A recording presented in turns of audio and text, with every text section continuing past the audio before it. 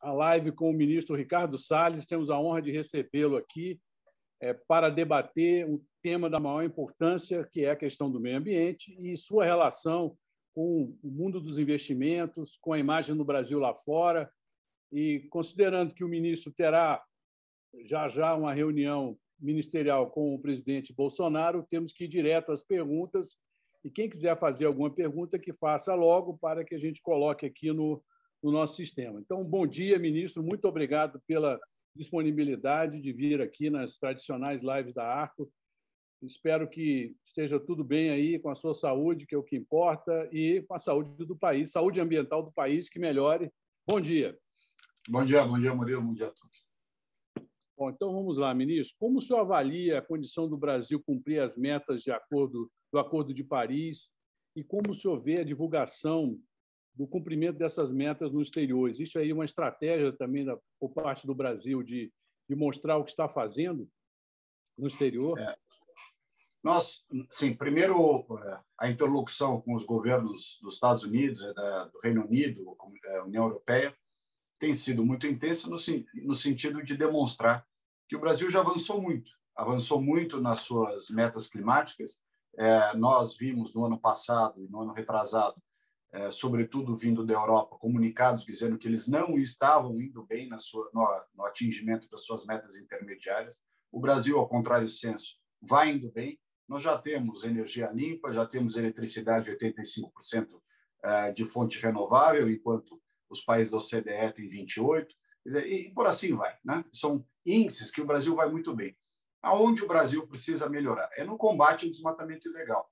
Mas o combate ao desmatamento ilegal requer de nós uma série de medidas estruturantes, tais como a regularização fundiária, não ajudou a solução do problema do desmatamento na Amazônia, rotular a MP 910 de MP da grilagem. Qualquer dessas ações ou movimentos que procuram desqualificar a regularização fundiária, dizendo que aquilo é uma medida para grileiro, no fundo está atrapalhando, né, Murilo? Está atrapalhando a solução do desmatamento ilegal na Amazônia, porque é pré-requisito você saber quem é o proprietário, nome, RG, CPF, endereço. Né? A pior situação é essa situação de indefinição fundiária que se arrasta há muitos anos. Segundo ponto importante para o cumprimento da meta no que diz respeito às reduções decorrentes do desmatamento ilegal é a agenda de pagamento pelos serviços ambientais. Com isso, o governo lançou o programa Floresta Mais, colocou todos os 500 milhões de reais que recebeu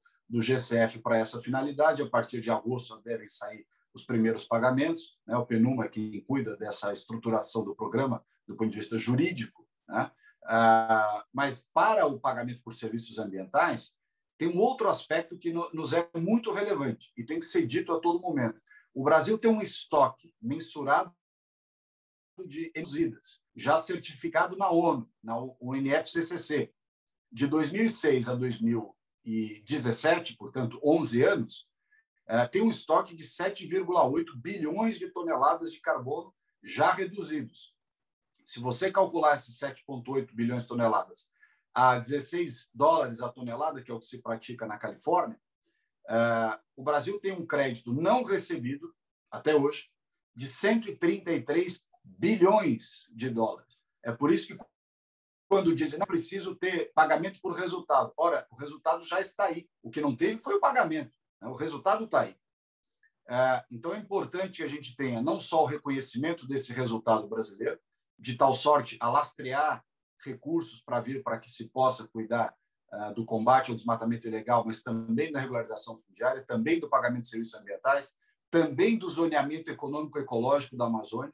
Né? O zoneamento, nós temos plano diretor em praticamente todas as cidades relevantes do país, não temos um plano diretor da Amazônia, de como é que você ordena o território, como é que usa a infraestrutura, como é que amplia, como regula os recursos naturais, minerários, madeireiros, biodiversidade, etc. Então, o zoneamento econômico-ecológico nada mais é do que um grande plano diretor de ordenamento territorial e outros aspectos da Amazônia. Precisa ser feito e não se fez. Outra medida importante, que também vai nessa linha das negociações internacionais, é a agenda da bioeconomia. Né? Tem muitos aí que dizem, não, mas a solução é bioeconomia. A pergunta que nós fazemos é por que vocês não fizeram? pessoas que comandaram o Ministério do Meio Ambiente durante tantos anos, para não dizer 2 décadas, tinham uma situação orçamentária muito melhor do que a nos foi legada, tinha a maioria no Congresso, tinha alinhamento com governadores da Amazônia, tinha tudo, né? E eu pergunto, por que não fizeram a bioeconomia? Então, mas o fato para que a gente possa avançar na questão da negociação das metas brasileiras, é preciso dizer que dos 3% que o Brasil representa, né, isso é importante nunca esquecer, o Brasil representa quase 3%, eu arredondo para cima, 3% das emissões globais, enquanto que Europa é 14%, Estados Unidos é 15%, China 30% e Índia 7%. Quer dizer, esses países juntos são 66%. O Brasil é 3%. Dos 3%, o desmatamento ilegal representa metade, ou seja, quase 1,5%.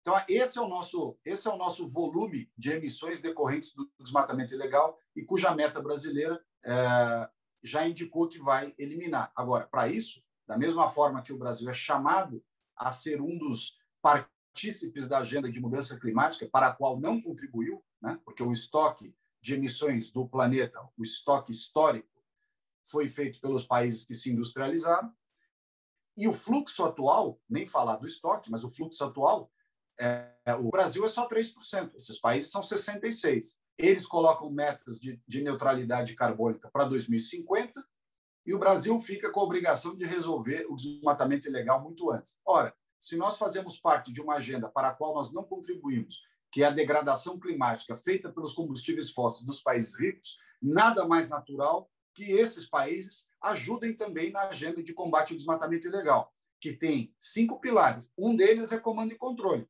mas os outros 4 não. Os outros 4 são, como eu já disse aqui, regularização fundiária, zoneamento econômico e ecológico, bioeconomia, né, e pagamento por serviços ambientais. Então, essa é a grande estratégia. Isso tem sido negociado e conversado com absoluta tranquilidade, de maneira produtiva, buscando realmente um acordo, mas que se reconheça que, da mesma forma que nós somos chamados a resolver um problema que não foi criado por nós, nós também gostaríamos que os países que têm nesse entendimento climático uma responsabilidade maior, e o Brasil tem créditos para isso, como eu já mencionei aqui também, que eles participem da solução dos nossos desafios. Ministro, o senhor disse que o Brasil tem créditos. Agora, quem pagaria esses créditos? Esses 138 bilhões que o Brasil teria direito por conta das emissões, né, da redução das emissões? Bom, todos os que têm dito há meses que o mundo está pronto para ajudar, que os fundos estão prontos para ajudar, inclusive dentro do Brasil, nós temos bancos, fundos de investimento, uma série de empresas no Brasil e no exterior, fundos, etc., que já há meses têm dito, olha, estamos prontos para ajudar, está aqui o dinheiro não falta, o problema não é dinheiro. Bom, muito bem, se o problema não é dinheiro, então, onde é que estão os recursos para nós satisfazermos esses créditos de carbono que estão pendentes até hoje? Em havendo recurso, nós temos a fórmula para resolver, mas é recurso na proporção que o tamanho demanda. Entendeu, Murilo? Você tem um problema na Amazônia que é gigantesco. Não adianta você ter um recurso pequeno e falar, não, eu já dei a minha parte. Não adianta. A Amazônia é uma região do tamanho da Europa, portanto, tem problemas históricos de décadas e cuja abrangência territorial é de uma área equivalente ao tamanho da Europa. Então, nós temos que ter recursos e estratégia desta magnitude e com a mesma velocidade. Né? Para resolver os problemas, eles têm que vir em volume suficiente, compatível, e em velocidade e tangibilidade suficiente. Não adianta dizer que vai pagar pesquisa para daqui a 10 anos. Há uma expectativa sobre a CUP para este mês aí. Qual é a sua expectativa de avanços na agenda em relação ao Brasil e no aprofundamento de negociações com essas potências, com as demais potências, de forma que eles também mobilizem recursos para nos ajudar a combater o desmatamento? Enfim, qual é a sua expectativa com relação a essa conferência?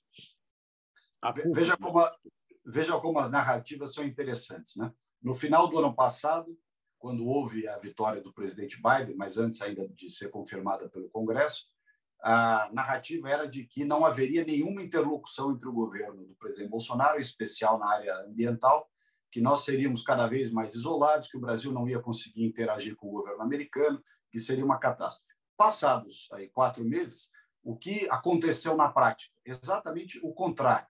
Uma excelente relação em todas as áreas do governo, mas, sobretudo, e aqui eu falo da minha, que é o meio ambiente, nós tivemos conversas direto com o secretário Kerry, direto com a Alok Sharma, que é o presidente da COP, temos falado aqui com os embaixadores dos países e semanalmente com a equipe do Kerry através de reuniões coordenadas pelo Jonathan Persch.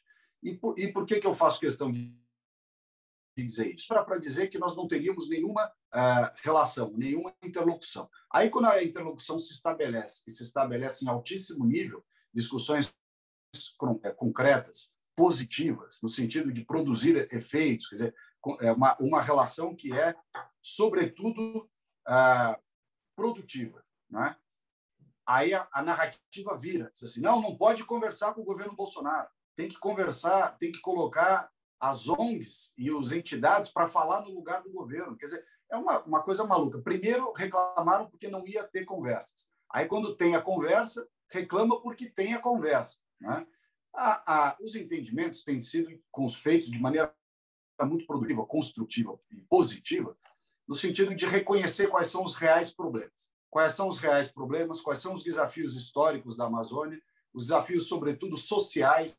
Você deixou-se 23 milhões de pessoas para trás, e quando essas pessoas vão para cima da floresta, você precisa encontrar um caminho de trazê-las de volta. E, para isso, precisa ter prosperidade para os amazônicos. Mas é uma prosperidade agora, presente, imediata, e não uma miragem para daqui a 5 anos. Porque, nesses 5 anos, como é que essas pessoas vão sobreviver? Então, é preciso ter muita responsabilidade nesse sentido. Eu tenho ótima perspectiva no sentido que você me perguntou qual é a minha visão. Ela é muito positiva. Em qual sentido? No sentido de que se estabeleceu uma boa conversa, uma boa relação franca, não é? Leal, transparente, sobre quais são os problemas esses reconhecidos pelas autoridades americanas, e nós tampouco estamos aqui jogando qualquer problema para debaixo do tapete. Ao contrário do que se fez no passado, em que se discutiu só a questão ambiental e não se olhou nem para as pessoas, nem para os desafios de infraestrutura, de uso de recursos naturais, enfim, de várias coisas que tem na Amazônia e que foram deixados para trás, foram sendo esquecidos, e uma hora isso ia aflorar, como de fato nos últimos 3 anos.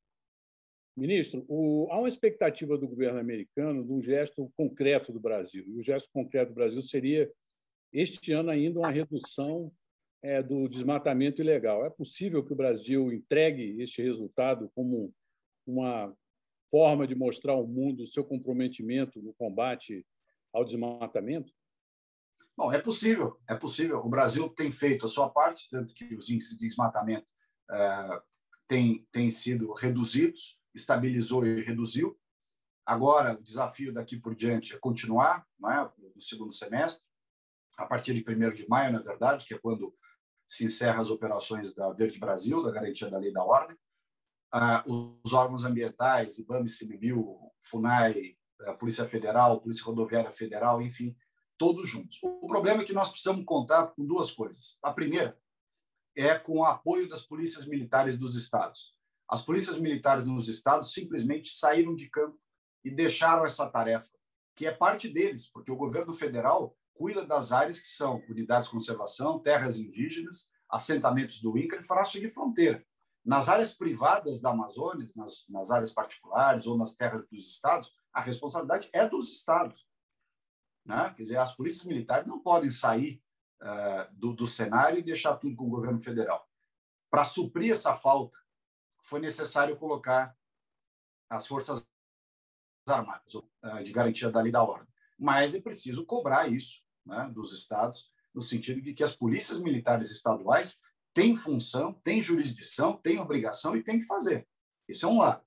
Do lado do governo federal, nós estamos, com essas agências que eu me referi, estruturando as operações para que agora, a partir de abril, 1º de maio, oficialmente retomam. Agora, essa é uma operação bastante custosa do ponto de vista econômico.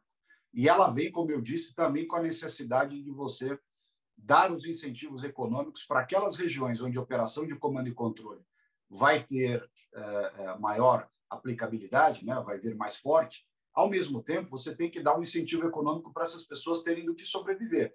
Então, a agenda de contenção do desmatamento ilegal da Amazônia, ela tem dupla face. De um lado, comando e controle, fiscalização, mas de outro, e na mesma velocidade, na mesma intensidade, o auxílio econômico.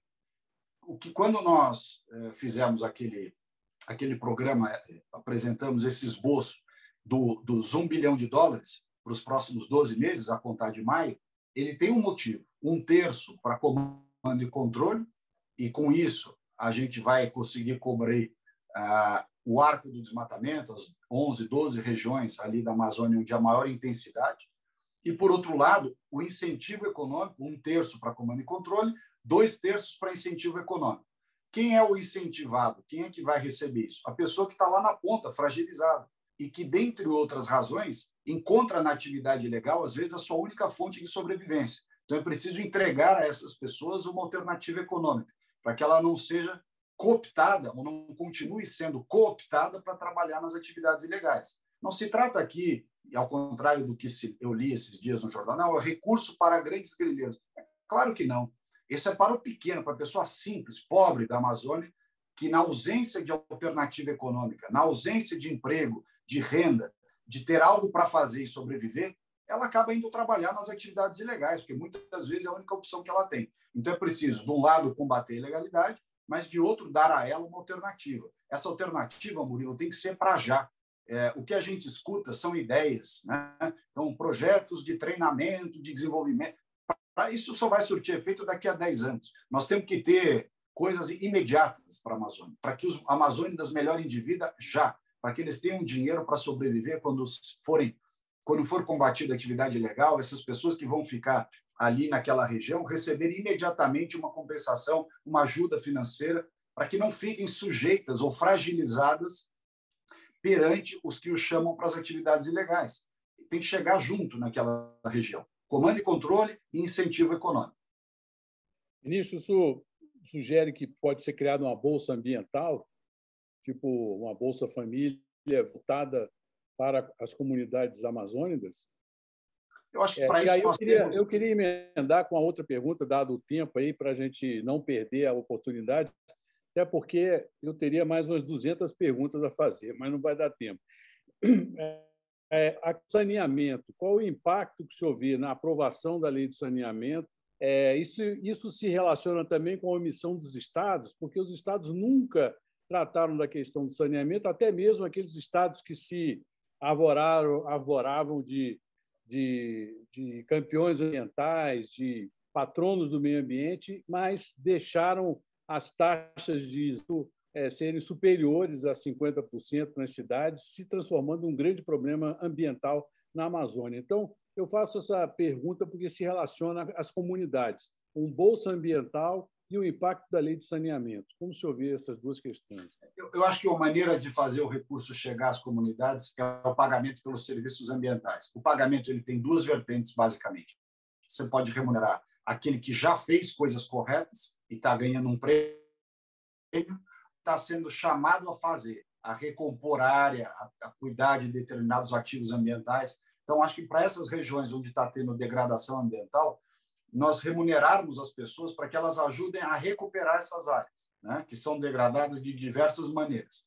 Então, acho que o PSA, o Pagamento de Serviço Ambiental, nos ajuda. O Programa Floresta Mais do governo federal já está em andamento e pode ser ajustado e ampliado, enfim. Para que nacionais ou estrangeiros coloquem recurso. Quem quer ajudar de verdade tem caminhos para ajudar. O Pagamento de Serviço Ambiental é um, o Adote um Parque, que colocou as 132 unidades de conservação da Amazônia para serem adotadas por pessoas físicas ou jurídicas, nacionais e estrangeiras, a R$100 o hectare, dinheiro esse que não entra no governo, é o próprio privado que faz o investimento, é o próprio privado que gasta o dinheiro, quer dizer, não é uma ação para o governo federal arrecadar nada, zero. Então, quem quer ajudar de verdade, sai do campo do discurso e adota uma unidade de conservação e faz isso de acordo com a sua velocidade, a sua eficiência, a sua competência. Então, não tem nem a desculpa de dizer, olha, eu não confio no governo, não tem nada a ver com o governo. O governo não põe a mão nesse dinheiro, né? Agora, com relação ao saneamento, o saneamento tem um aspecto interessante. eu acho que é o maior índice de demonstração do nosso subdesenvolvimento, de um lado, você ter 100 milhões de brasileiros que não têm coleta e tratamento de esgoto, 35, mais ou menos, que não têm sequer água potável. Esse assunto pairou no Ministério do Meio Ambiente durante décadas e foi completamente negligenciado, assim como foi também negligenciado a gestão dos resíduos, ou seja, do lixo, né? O Brasil tem uma verdadeira epidemia, um caos, mais de 3 mil municípios com lixões, né? Ministros de meio ambiente, grandes defensores da questão ambiental passaram ao largo desse assunto completamente. Esse assunto não tem, obviamente, o charme, né? Não tem os seminários internacionais, não tem os grandes estudos e as grandes viagens para Paris ou para o resto do mundo, como tem Amazônia e mudança climática, mas são extremamente relevantes para a saúde das pessoas e do meio ambiente, inclusive para as emissões. Brasil, foi no governo do presidente Bolsonaro, Murilo, que nós aprovamos o Marco Legal do Saneamento, importante instrumento de previsibilidade, de investimento, de atração do capital privado, e sem a participação do setor privado, junto com o governo federal, estados e municípios, não é possível suprir esses 600, 700 bilhões de reais de déficit de investimento que se acumularam ao longo dessas décadas. Ministro, considerando a narrativa de transição energética que nós estamos vivendo, e o Brasil está na ponta de lança dessa transição, com a redução do uso do petróleo como na nossa matriz energética, qual vai ser o papel do MMA nessa discussão? Ou seja, é uma questão energética, mas, sem dúvida, com a grande compatibilidade com a questão ambiental, é uma área do Ministério de Minas e Energia. Como estão as tratativas entre os dois ministérios com relação ao tema? E a relevância do Brasil nesse tema, internacional também.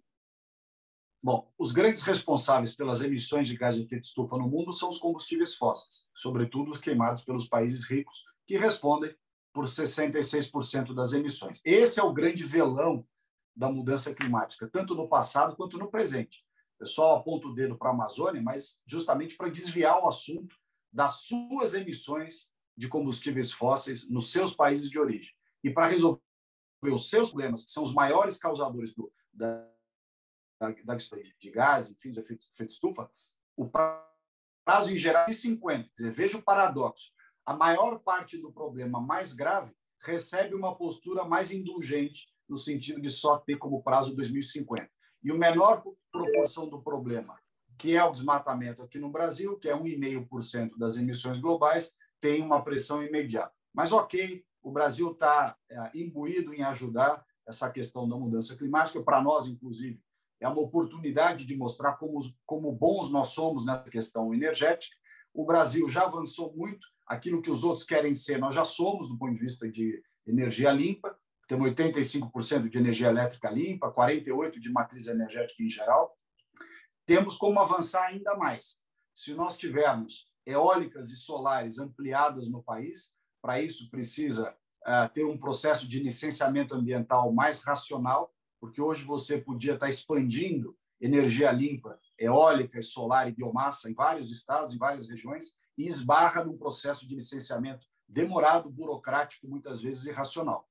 Por outro lado, nós temos o etanol, que é exemplo de combustível renovável para o planeta, né? Ao invés de ficar estudando fórmula mágica de carro elétrico puro, o Brasil já deu uma demonstração de algo que é ainda mais sustentável, emite menos e absorve mais carbono, retém mais carbono no solo, que é o nosso etanol. Muito mais adequado para países de grande escala, com economia que produzem, como é o Brasil. O nosso veículo híbrido flex, híbrido elétrico flex com etanol, ele é exemplo, né? A Índia agora autorizou o uso de 100% de etanol veicular, Estados Unidos tem crescido a parte de etanol de milho. Então, há sim um exemplo brasileiro para o resto do planeta nessa linha do etanol, veículo flex e biocombustível. Ministro, um tema que todo ano preocupa é o tema das queimadas, né, no Pantanal e na própria Amazônia. E como o Brasil está preparado para a de queimadas? Bom, é interessante, porque depois de toda a narrativa, Murilo, do passado que se estabeleceu após a queimada do Pantanal, dizendo que o governo autorizou, o governo não agiu, toda essa narrativa construída falsamente, veio um artigo da FAPESP, que é um órgão de pesquisa do Estado de São Paulo, não tem nada a ver com o governo federal, totalmente alheio a qualquer coisa do governo federal. Veio um artigo bastante bem estruturado da FAPESP, demonstrando duas coisas, que as queimadas do Pantanal se dão por dois critérios cumulativos. O primeiro, uma pressão meteorológica naquela região, uma pressão meteorológica rara, que não permitiu o fluxo de chuvas e de temperaturas, de oscilação de temperatura naquela localidade, algo raro de acontecer, mas aconteceu. Isso está explicado no estudo da FAPESP. Com o segundo aspecto, e aí entra na prevenção que você falou agora. Na mesma linha do que nós dissemos na altura e fomos atacados, a FAPESP diz o seguinte: o segundo maior motivo, o segundo grande motivo pelo qual houve uma queimada de tamanho, de proporções tão grandes no Pantanal, é porque a queima controlada, ou seja, o fogo frio, a limpeza da região, a limpeza do pasto, que com isso você tira o material orgânico, né? A folha seca, galho seco. Se você não limpa, se você não tira, quando pega fogo, aquele material acumulado vira um grande combustível para as queimadas. Então, agora te respondendo a questão da prevenção. Nós fizemos diligências com os dois estados, Mato Grosso do Sul e Mato Grosso, mais o Mato Grosso até do que o Mato Grosso do Sul, porque foi lá que não se permitiu, ao longo do tempo, o uso do fogo frio preventivo. Então, nós fizemos diligências para que eles, essa é uma competência dos estados, avisar os fazendeiros para que façam essa limpeza e promovam, incentivem essa limpeza no momento adequado, com o uso do fogo frio, né, a limpeza do pasto, para, então, isso não se acumular.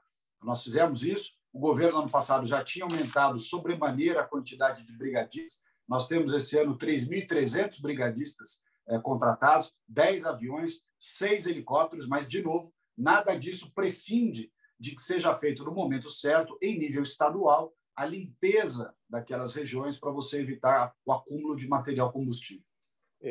Ministro, a última pergunta. Encerra a garantia de lei e ordem na Amazônia. Então, os militares não estarão envolvidos na questão ambiental a partir do final do mês? Como vai ficar essa relação? E o Brasil prescinde, nesse momento, vamos prescindir desse apoio? Não seria importante prosseguir tendo o apoio das Forças Armadas, Polícia Federal, Polícia Rodoviária Federal, né, no combate tanto à questão do desmatamento ilegal, quanto, eventualmente, se as queimadas forem muito intensas? Como fica o papel aí dessas instituições no combate aí aos temas que eu apontei? Bom, não é que as Forças Armadas não vão participar, até porque as Forças Armadas são mantidas com o dinheiro do contribuinte. Quer dizer, o brasileiro é quem paga todo o orçamento das Forças Armadas. Então, não é algo que o Brasil vamos dizer, não tem legitimidade para requerer o seu uso, o seu emprego.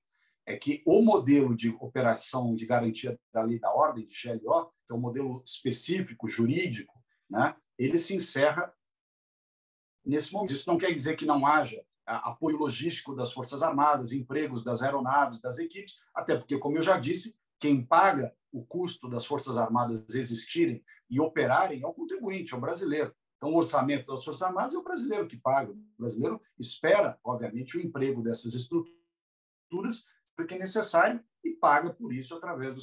Como o senhor vê essa questão? Eu fiz uma pergunta ampla, mas que tem como fulcro a questão da economia sustentável e a reforma da economia verde, economia sustentável. Obrigado. Bom, eu acho que a questão econômica ela é peça-chave para o cuidado ambiental. A frase do Paulo Guedes em Davos é correta, né?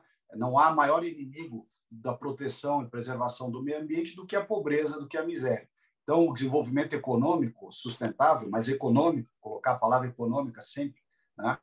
Ela é importantíssima, ela é fundamental. Sem melhorar o nível de prosperidade das regiões, você não terá mais cuidado ambiental. Basta ver que nos países ricos você tem menos problema ambiental, nas regiões mais ricas do Brasil você tem menos problema ambiental. Os problemas ambientais estão nas regiões, nas áreas mais pobres. Então, é preciso melhorar sempre a prosperidade econômica. Para isso, incentivo a mercado, instrumentos de mercado.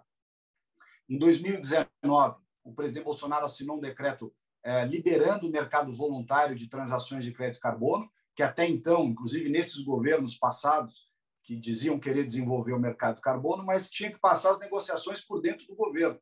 O presidente Bolsonaro liberou o mercado voluntário de carbono para que empresas pudessem transacionar.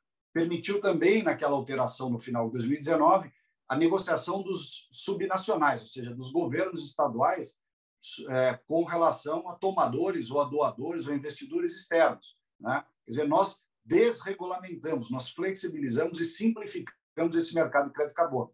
Mais do que isso, fizemos tanto no CONARED os instrumentos necessários, que é o conselho que toca a política de RED, de redução de desmatamento e de pagamento por isso.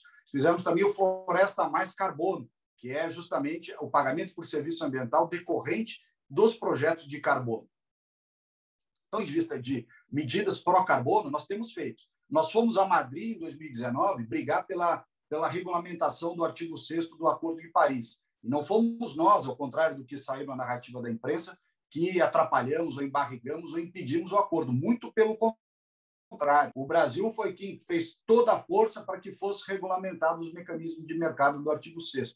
Quem embarrigou a negociação e colocou essa negociação para Glasgow no ano seguinte, que seria 2020, agora 2021, foram os países ricos. Eles impediram que aquela negociação avançasse. Não foi o Brasil, em hipótese nenhuma, o impedimento para esses mercados. Nós temos que ter incentivo econômico. Na parte de biodiversidade, por exemplo, Murilo, nós podemos ter uma zona franca de biodiversidade. Escolher que na região amazônica as empresas que se instalem lá, trabalhem lá e gerem emprego lá, mas não usar o nome da Amazônia para gerar emprego em outro lugar. Não usar o rótulo, né, empresa amiga do meio ambiente, e ter fábrica no sul ou no sudeste do Brasil. Tem que ter fábrica lá na Amazônia para usar do benefício de eventual incentivo fiscal, porque é muito fácil usar a marca Amazônia e colocar os seus negócios onde é mais conveniente, mais lucrativo.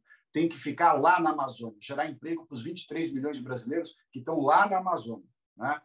Muita gente faz esse negócio da Amazônia, mas no fundo paga R$2, R$3 num saco de castanha que a pessoa leva o dia inteiro para carregar. Isso aí não é bioeconomia, né? Bioeconomia tem que pôr indústria na Amazônia, de cosmético, de medicamento, de transformação de produtos, agregação de valor, né? E para isso nós entendemos que precisa realmente ter incentivos tributários, isenções de toda sorte, para que esse pessoal possa se instalar lá com mais facilidade, uma vez que nós sabemos que não é fácil realmente trabalhar na Amazônia.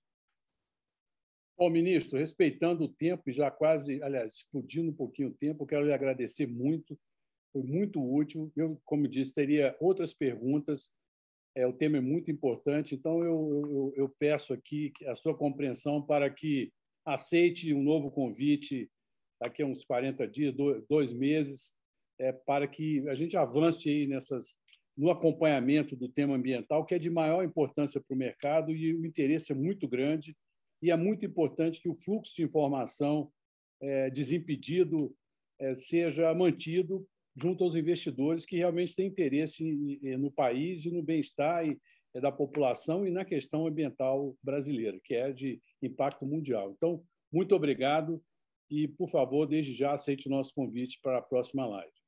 Obrigado, Murilo. Aceito o convite, agradeço a oportunidade. Um bom dia a todos.